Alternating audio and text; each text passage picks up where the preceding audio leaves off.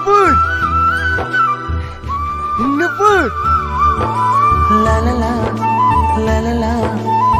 তুমি এখানে? আমি দাদার কাছে গেছিলাম। তুমি বলেছিলে না কাজ ছেড়ে দিলে দাদা আমার অনেক ক্ষতি করার চেষ্টা করবে, আমাকে কোনোদিনও ছাড়বে না। ছেড়ে দিয়েছে? হ্যাঁ, আমি কাজ ছেড়ে দেওয়াতে দাদা অনেক খুশি। কি বলছিল জানো? কি? আমি তোমাকে বিয়ে করে সুখে সংসার করব। দাদা তো এটাই চাই, আর আমাদের বিয়েতে যে খরচা হবে সব দাদা করবে। আহ, সত্যি? হ্যাঁ। যাক, আমার দোয়া কবুল হয়েছে। তুমি জানো আমি নামাজে বসে কত দোয়া করেছি, তবে যেন তোমাকে ভালোভাবে ছেড়ে দেয়। আসলে কি জানো তো, বাপ মা হারানোর পর আমি ওই দাদার কাছে মানুষ হয়েছি। দাদা আমাকে নিজের ভাইয়ের থেকেও বেশি ভালোবাসে। আমরাই দাদাকে ভুল বুঝেছি।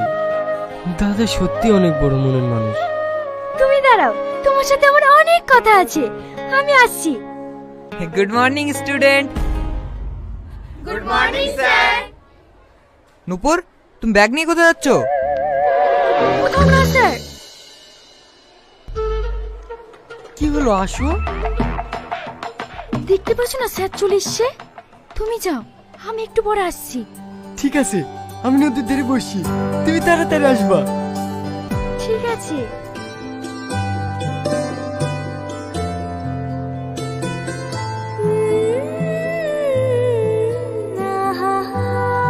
আজকে আমাদের টপিক হলো ইন্ডিয়ান জিডিপি।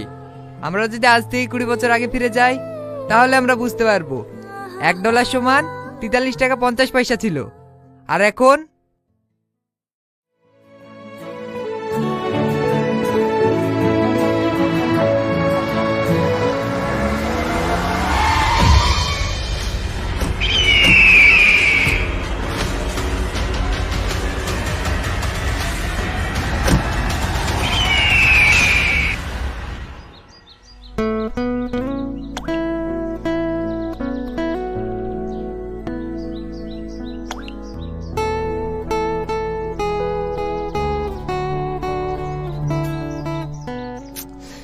কলেজ তো 3টের সময় ছুটি হয়ে যায়, 4টে বেজে গেল, এখনো আসছে না কেন?